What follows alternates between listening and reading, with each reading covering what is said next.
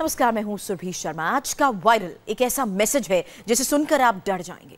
Facebook, Twitter और WhatsApp पर एक खबर फैल रही है कि देश के 9 बड़े बैंक बंद होने वाले हैं।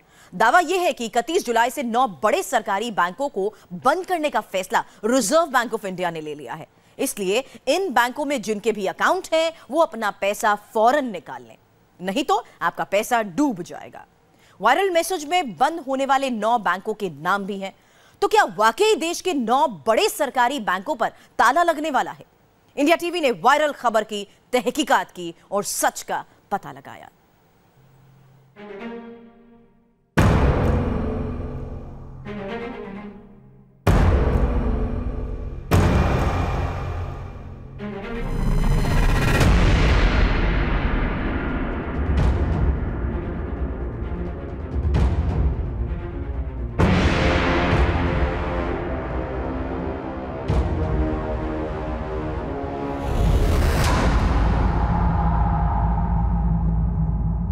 देश के 9 सरकारी बैंक बंद होने जा रहे हैं।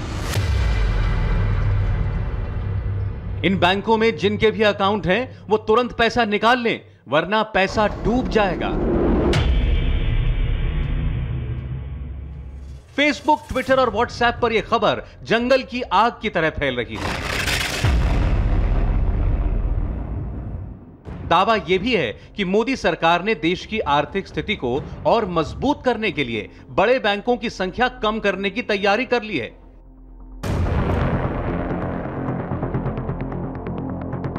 वायरल मैसेज में दावा किया जा रहा है कि आरबीआई ने ऑर्डर दिया है कि 31 जुलाई से UCO bank, corporation bank, IDBI, bank of Maharashtra, Andhra bank, IOB, central bank of India, देना बैंक और यूनाइटेड बैंक ऑफ इंडिया हमेशा हमेशा के लिए बंद हो जाएंगे।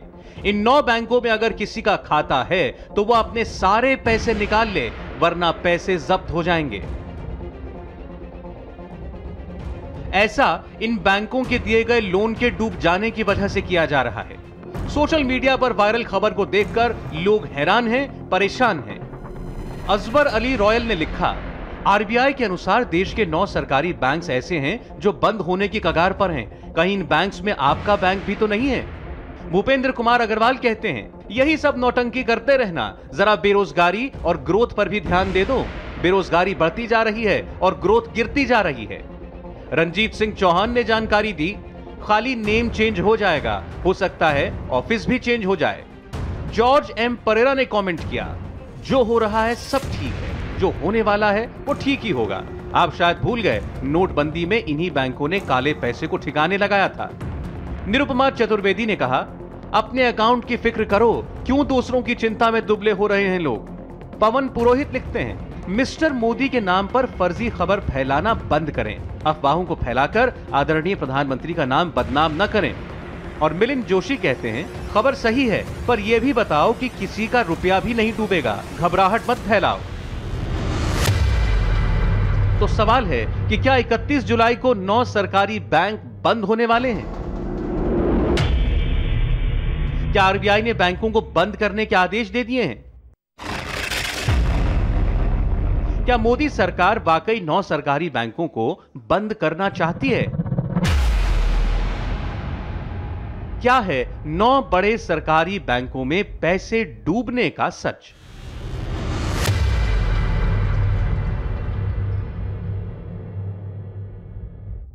आज के दौर में हर किसी के पास बैंक अकाउंट है। जिन बैंकों के बंद होने की खबर वायरल हुई है उसमें लाखों लोगों के खाते हैं। इस खबर से अफरा तफरी मच सकती है, बैंकों से पैसा निकालने की होड़ लग सकती है। इसलिए इंडिया टीवी ने इसकी तहकीकात शुरू की।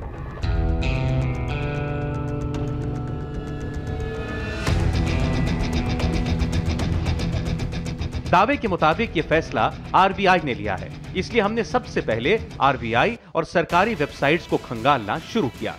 वायरल मैसेज में खबर के सोर्स के तौर पर जो चीजें बताई जा रही हैं उसमें कहा जा रहा है कि रिजर्व बैंक में ऐसा कहा गया है कि ये बैंक बंद होने वाले हैं। साथ ही सुप्रीम कोर्ट और वित्त मंत्रालय का भी हवाला दिया जा रहा है। लेकिन अभी मैंने रिजर्व बैंक की वेबसाइट पर भी देखी है सारी चीजें। ये यहाँ पर तमाम प्रेस रिलीजेस हैं और नोटिफिकेशंस भी हैं, लेकिन इनमें ऐसा कुछ भी नहीं लिखा हुआ है कि ये बैंक बंद होने वाले हैं।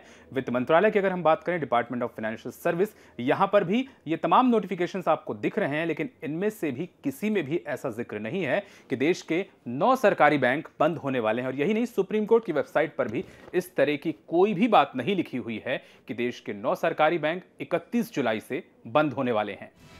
हमें सरकारी वेबसाइट्स पर बैंकों के बंद होने की न तो कोई खबर मिली, न ही कोई आदेश। इसीलिए इंडिया टीवी के संवाददाता सौरभ शुक्ला ने बैंकों में जाकर इस खबर की तहकीकात करने का फैसला किया।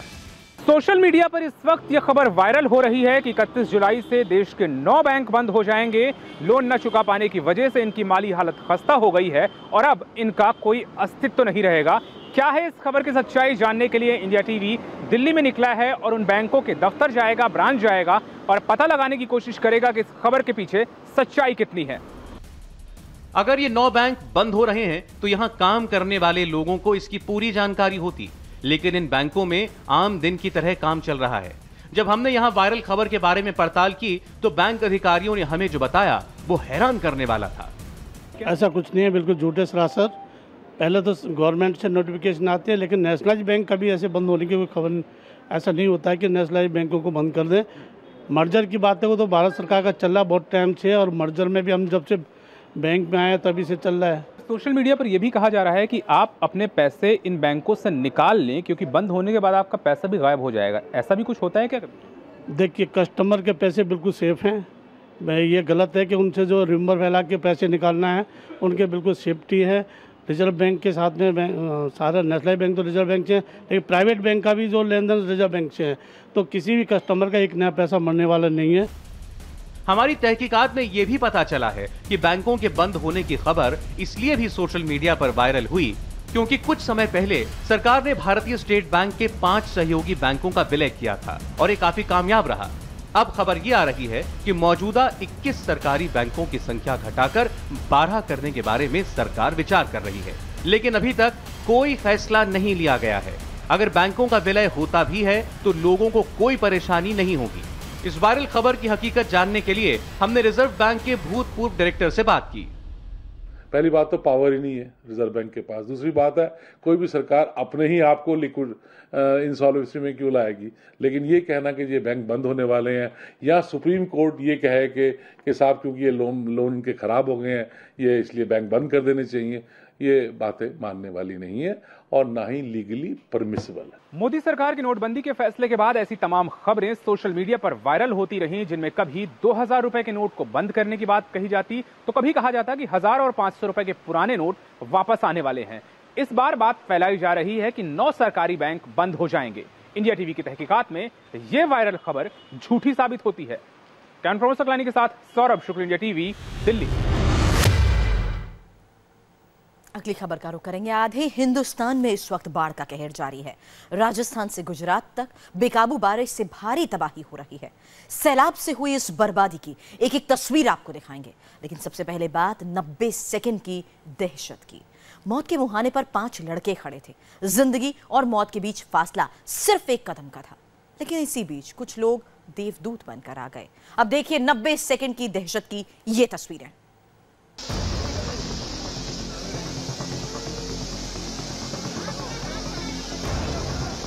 झरने का डरावना शोर और मौत के मुहाने पर फंसी 5 जिंदगियां।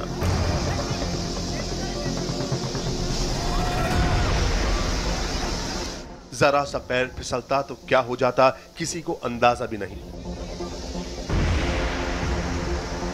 पानी कब मौत बनकर झपट्टा मार दे, कब एक दूसरे का साथ छूट जाए, इसका भी अंदाजा लगाना बेहद मुश्किल था।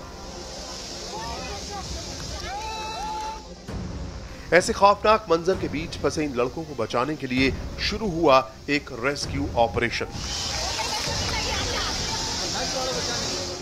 इस झरने के पानी का शोर इतना ज्यादा था कि अच्छों की हिम्मत जवाब दे जाए, लेकिन आसपास मौजूद पर्यटकों ने हिम्मत दिखाई। बगल के गांव से कुछ लोग आए, रस्सी मंगाई गई और शुरू हुआ इन लड़कों को बचाने का ऑपरेशन। इस रेस्क्यू ऑपरेशन के लिए दोनों तरफ लोग खड़े हुए। इन लोगों ने मजबूती से रस्सी पकड़ी, फिर लड़कों से कहा गया कि बारी बारी से इस रस्सी को पकड़कर बाहर आए। पहला लड़का बड़े आराम से झरना पार कर गया। रस्सी को पकड़कर ये पैदल चलते हुए झरना पार कर गया। दूसरा लड़का भी बेहद आसानी से निकल गया, ये भी टहलते हुए बाहर निकल आया। लेकिन जब तीसरे लड़के के निकलने की बारी आई तब इसका पैर फिसल गया। ये लड़का नीचे गिर गया। ये तस्वीर देखकर एक पल के लिए सबकी सांसें अटक गईं। लेकिन गनीमत यह थी कि ये लड़का मजबूती से रस्सी पकड़े हुए था, इसे भी बचा लिया गया। अब बारी थी चौथे लड़के की। रस्सी पकड़कर आते वक्त इसका भी पैर फिसल गया। ये लड़का नीचे भी गिर गया, लेकिन रस्सी की वजह से बाहर निकलने में कामयाब हो गया। दो लड़कों को फिसलता देखकर पांचवें की हिम्मत जवाब दे गई। ये नीचे बैठकर झरना पार करने लगा। दहशत के मारे इसका पैर भी फिसला, लेकिन देवदूत बनकर आए लोगों ने इसे भी बचा लिया। रेस्क्यू ऑपरेशन की ये तस्वीरें उदयपुर के मशहूर गोरम घाट की हैं। 23 जुलाई को ये लड़के झरने के पास घूमने के लिए आए थे। भारी बारिश की वजह से अचानक झरने में पानी भर गया। इन लोगों को बाहर निकलने का मौका तक नहीं मिला। इस रेस्क्यू ऑपरेशन के दौरान एक लड़के के पैर की हड्डी टूट गई, जबकि दूसरे के सिर में चोट आई। भारी बारिश की वजह से सिर्फ उदयपुर में ही नहीं, राजस्थान के 5 जिलों में हालात बेहद खराब हैं। सबसे बुरा हाल जालौर जिले का है। मंदिर के पास से गुजर रहे इस सैलाब को देखकर किसी के भी रोंगटे खड़े हो जाएं। 72 घंटे की बारिश ने जालौर के सांचौर इलाके की सूरत बिगाड़ कर रख दी। अचानक आए इस तूफान के डर से लोग घरों में दुबक गए कि पानी सब कुछ बहा ले जाने पर आमादा था। 72 घंटे बाद जब बारिश थमी तब जगह जगह लोग अपना कीमती सामान बचाने की जद्दोजहद करते दिखे। ये तस्वीर देखकर अंदाजा लगाइए राजस्थान में इस वक्त जिंदगी कितनी मुश्किल है।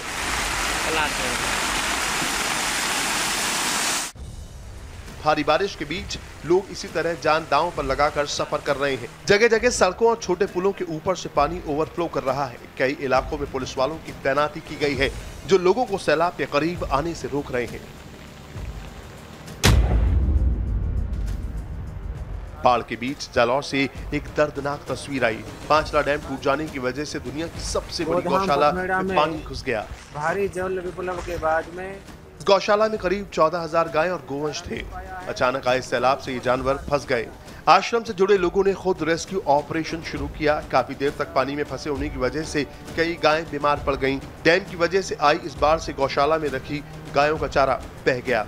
जालौर की इस गौशाला में बीमार और बुजुर्ग गायों का इलाज होता है। संतों ने सरकार से तुरंत दवाएं, घास और चारे के अलावा डॉक्टरों की टीम भेजने की मांग की है। आधी से अधिक गौशाला जलमग्न हो गई है। गौशाला में 8 से 10 फीट पानी बह रहा है। यहाँ परिसर में वर्तमान में 10 से 12,000 गोवंश का संरक्षण किया जा रहा है। जालौर जिले में फिलहाल हर तरफ पानी ही पानी है। रेस्क्यू ऑपरेशन के लिए जिला प्रशासन ने हेलीकॉप्टर मंगाया है, लेकिन बारिश की वजह से राहत कार्य तेजी से नहीं हो पा रहा। बाढ़ की वजह से राजस्थान के सिरोही जिले में भी हालात खराब है। ग्रामीण इलाकों का संपर्क शहरी इलाकों से टूटा हुआ है। सिरोही के मशहूर टूरिस्ट प्लेस माउंट आबू में जनजीवन पूरी तरह अस्त व्यस्त है। माउंट आबू में सोमवार को बारिश ने 100 साल का रिकॉर्ड तोड़ दिया। हालात को देखते हुए स्कूलों की छुट्टियां कर दी गई हैं। राजस्थान के 5 जिलों में बाढ़ से बुरा हाल है। माउंट आबू में 24 घंटे में ही 800 मिलीमीटर बारिश हो गई। सैलाब की वजह से 10 लोगों की मौत हो चुकी है। रेस्क्यू के लिए आर्मी और एयरफोर्स की टीम के अलावा एनडीआरएफ की तैनाती की गई है। मौसम विभाग ने अगले 48 घंटे में 8 जिलों में तेज बारिश की चेतावनी दी है। राज्य सरकार ने लोगों से अपील की है कि बिना किसी जरूरी काम के घरों से बाहर ना निकलें और नदी नालों के आसपास जाने से बचें। सिरोही से सुनील आचार्य और जोधपुर से राजेश पुरोहित के साथ कुमार जितेन, इंडिया टीवी, सिरमौर। सिर्फ राजस्थान में ही नहीं, पिछले 3 दिन से गुजरात में भी बाढ़ की विनाश लीला बदस्तूर जारी है और सबसे बुरा हाल साबरकांठा जिले में है। साबरकांठा के कई इलाकों का संपर्क देश दुनिया से टूट चुका है। रेस्क्यू ऑपरेशन के लिए आर्मी और एयरफोर्स की टीमें भी बुलाई गई। प्रधानमंत्री नरेंद्र मोदी ने भी आज बाढ़ प्रभावित इलाके का जायजा लिया।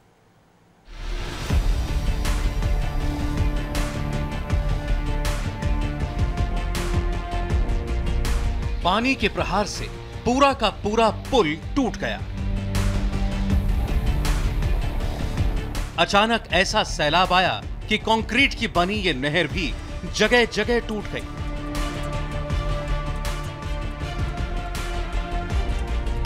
घरों में 3 फीट से ज्यादा पानी जमा है। आर्मी के हेलीकॉप्टर में राहत सामग्री लादी जा रही है ताकि भूखे प्यासे लोगों तक जल्द से जल्द मदद पहुंच सके। ये तस्वीरें हैं गुजरात के बनासकांठा की। 3 दिन की बारिश ने पूरे बनासकांठा को तहस नहस कर दिया। जिले के कई इलाकों का संपर्क पूरी तरह टूटा हुआ है। हालत यह है कि खराब मौसम की वजह से लोगों तक मदद भी नहीं पहुंच पा रही है। इंडिया टीवी के संवाददाता निर्णय कपूर आज बनासकांठा के ऐसे इलाकों तक पहुंचे जहां अब तक प्रशासन भी नहीं पहुंच पाया है। सबसे चौंकाने वाली तस्वीर इस दामा गांव में दिखी। दामा गांव जो कि डीसा और थराद के बीच में पड़ता है। यहाँ पे आप देख सकते हैं घर जो हैं कई घर टूट गए। अभी भी कई घरों में पानी भरा हुआ है। लोग अपनी जान बचाने के लिए घर जो है वो बंद करके यहाँ से जा चुके हैं। मैं आपको अंदर भी दिखाता हूँ। कई घर अभी भी ऐसे हैं जो आप देख सकते हैं पूरे आपके कमर तक पानी यहाँ पे आ जाता है। जैसे जैसे आप आगे बढ़ेंगे पूरा घर यहाँ पे डूबे हुए हैं। यहाँ पहले तो यहाँ हमारे यहाँ तक पानी था, अभी उतरा 1.5-2 फुट तक और अभी कमर तक आया है। पहले तो यहाँ पानी में हम आ ही नहीं सकते थे। दामा गांव चारों तरफ से पानी से घिरा है। ऐसे में कोई भी इस गांव तक नहीं पहुंच पा रहा। ये हालात सिर्फ एक गांव के नहीं हैं। ये पुल टूटने की वजह से थानेरा शहर का संपर्क पूरे बनासकांठा से कटा हुआ है। सुबह सुबह लोगों ने हाई टेंशन वायर के जरिए एक तरफ से दूसरी तरफ जाने की कोशिश की, लेकिन लहरों के उफान ने उनका रास्ता रोक दिया। जिन्हें तैरना आता है वो इस तरीके से जिंदगी दांव पर लगाकर इस पार से उस पार जा रहे हैं। पिछले 3 दिनों से धानेरा शहर का संपर्क बनासकांठा के अन्य भागों से टूटा हुआ है। ये जो पुल है ये भी पूरी तरह टूट गया है। कॉजवे जो बनाया था वो भी टूट गया है। यहाँ पे लोगों के पास धानेरा जाने आने का कोई रास्ता नहीं है और आप देख सकते हैं पानी का करंट यहाँ पे कितना ज़बरदस्त है।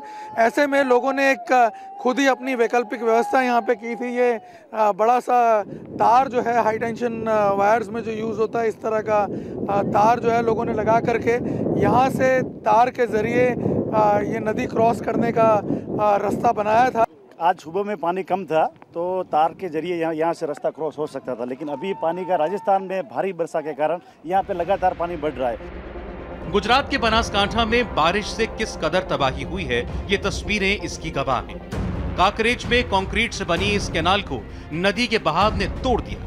लहरों की रफ्तार कितनी थी आप इसका अंदाजा इन जानवरों को देखकर लगा सकते हैं। पानी के साथ साथ दूर दराज के इलाकों से कई जानवर बहकर चले आए।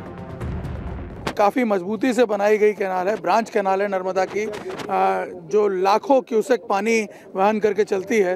वो भी इस पानी के बहाव को झेल नहीं पाई और हमें बताया गया है कि बनास नदी यहाँ इस पॉइंट से करीब 7-8 किलोमीटर दूर से बहती हुई जाती है। तो आप अंदाज़ा लगा सकते हैं कितनी दूर से बनास नदी का पानी यहाँ तक पहुँचा है और तबाही मचाता हुआ निकल गया है। बनासकांठा में पानी के इस प्रलय से निपटने के लिए एयरफोर्स की मदद ली गई है। एयरफोर्स के MI-17 हेलीकॉप्टर के जरिए राहत सामग्री थानेरा तक पहुंचाई गई। इस राहत कार्य की निगरानी के लिए गुजरात सरकार के मंत्री खुद मौके पर मौजूद थे। अभी तक 400 से ज़्यादा लोगों को रेस्क्यू करके बाहर निकाला गया है और अभी भी 200 जितने लोग बाढ़ में गिरे हुए हैं उनको निकालने का काम भी कर रहे हैं। गुजरात में बाढ़ से हुई इस तबाही का जायजा लेने प्रधानमंत्री नरेंद्र मोदी आज अहमदाबाद पहुंचे। प्रधानमंत्री ने एयरपोर्ट पर ही मुख्यमंत्री, गुजरात सरकार के अफसरों और सेना से रेस्क्यू ऑपरेशन की पूरी डिटेल ली।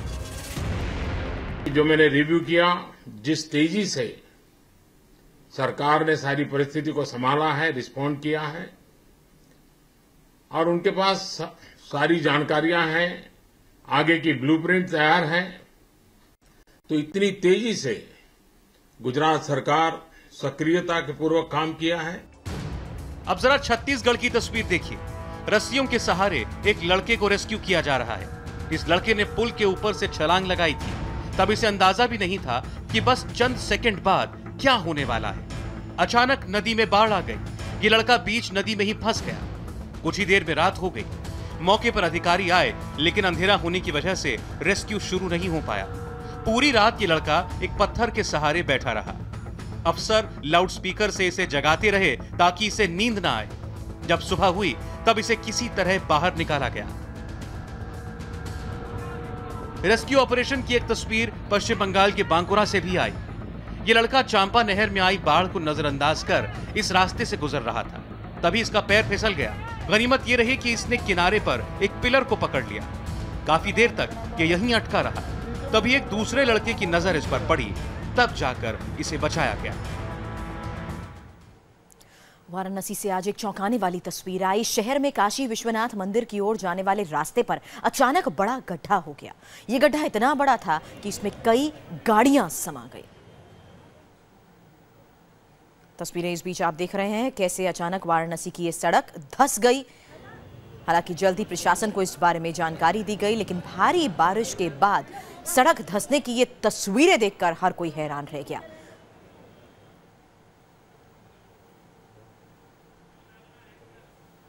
आपको दिखाते हैं बारिश के दिनों में पहाड़ी रास्तों पर सफर करना कितना खतरनाक हो जाता है।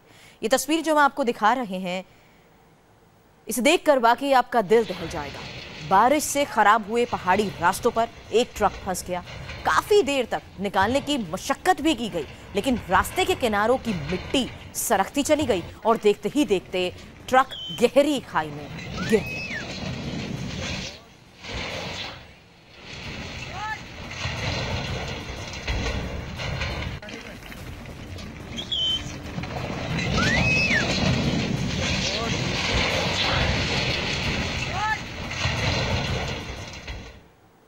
झारखंड के बोकारो से भी हैरान करने वाली तस्वीरें सामने आई। लगातार बारिश की वजह से कोयले की खदान से धुएं का गुबार उठता दिखा।